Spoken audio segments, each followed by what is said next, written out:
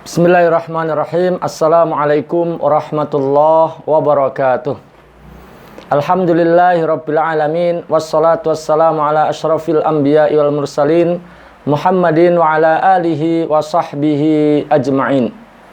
Subhanaka la ilma lana illa ma 'allamtana innaka antal alimul hakim. Allahumma inna nas'aluka ilman nafi'a wa rizqan thayyiba wa amalan mutaqabbala. Allahumma inna na'udzubika min ilmin la yanfa' wa min qalbin la yakhsha' wa min nafsin la tashba' wa min da'watin la yustajabu laha. Rabbi shrah li sadri wa yassir li amri wahlul 'uqdatam min lisani yafqahu qawli, amma ba'du. Jamaah sekalian rahimani wa rahimakumullah, pada kesempatan kali ini kita akan melanjutkan kajian kitab Riyadhus Shalihin, masih dalam bab kedua, yaitu Babut Taubah. Kita awali bahasan pada kesempatan kali ini dari hadis yang keempat. Bismillahirrahmanirrahim.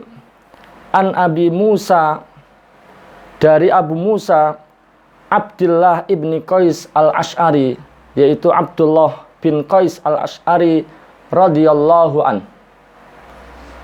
Anin Nabi sallallahu alaihi wasallam, dari Nabi sallallahu alaihi wasallam, qala, beliau bersabda, innallaha ta'ala, sesungguhnya Allah ta'ala, yabsutu yadahu bil lail, membentangkan tangannya billail, di waktu malam hari, liyatuba musi'un nahar, agar orang yang berbuat keburukan di siang hari bertaubat.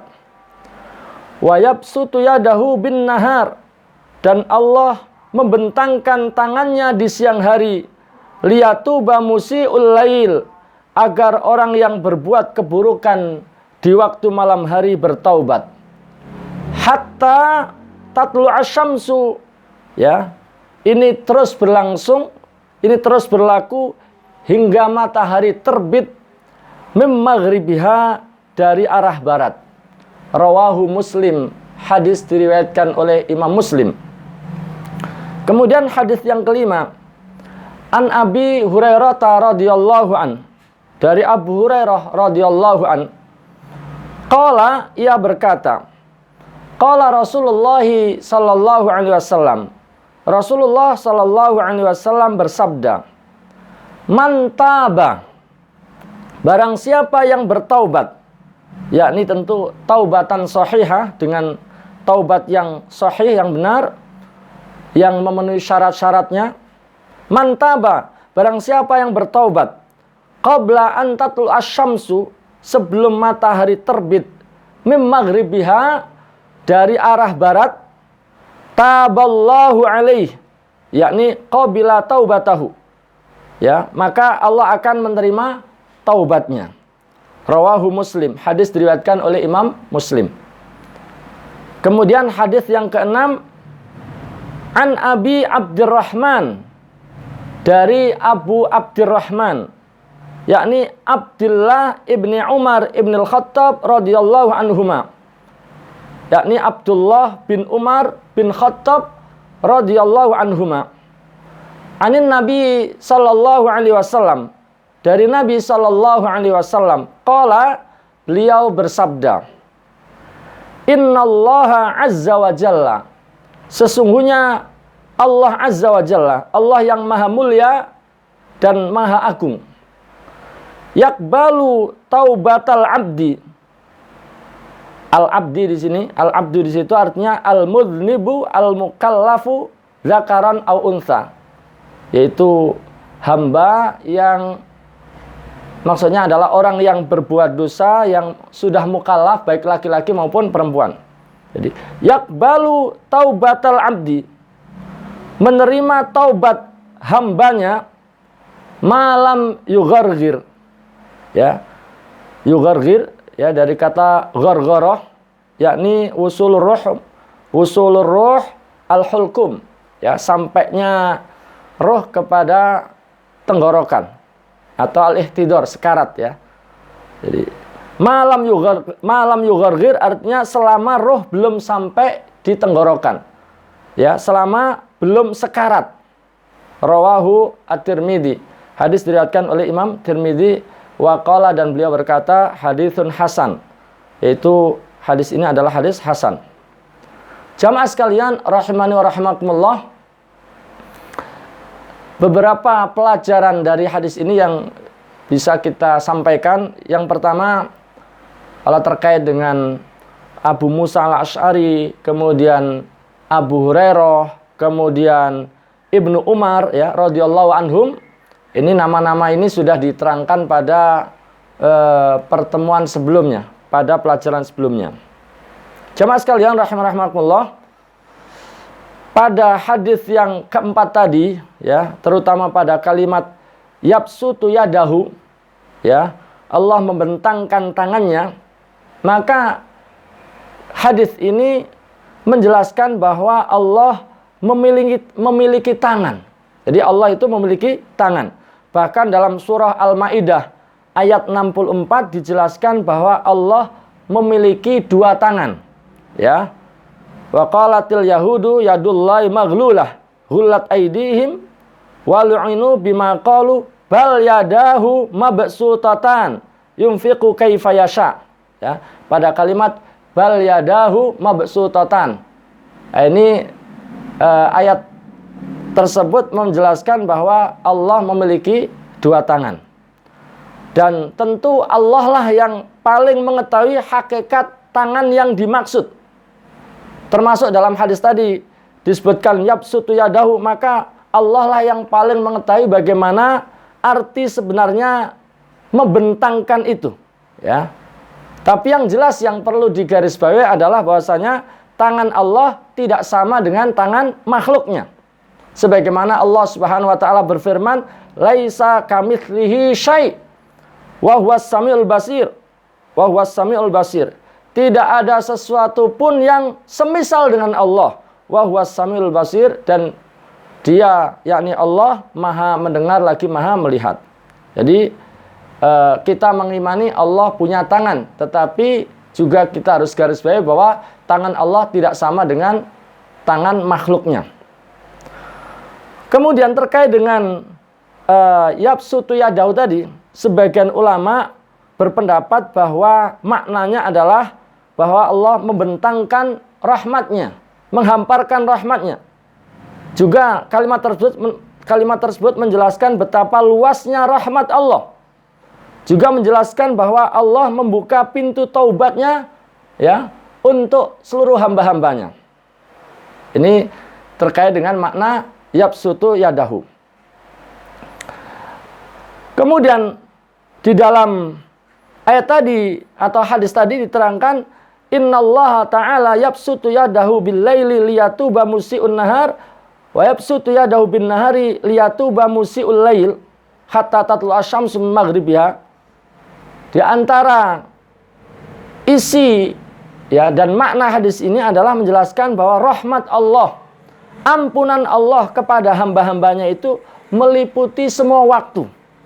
Meliputi semua waktu. Tadi disebutkan malam hari dan siang hari. Jadi tidak hanya khusus pada waktu tertentu saja. Meskipun juga kita faham, kita mengetahui dari dalil-dalil yang lainnya bahwa ada waktu-waktu tertentu yang lebih utama daripada waktu yang lainnya. Ya, tapi hadis tadi menjelaskan bahwa rahmat Allah, ampunan Allah itu meliputi semua waktu. Jadi kesempatan terbuka pada semua waktu.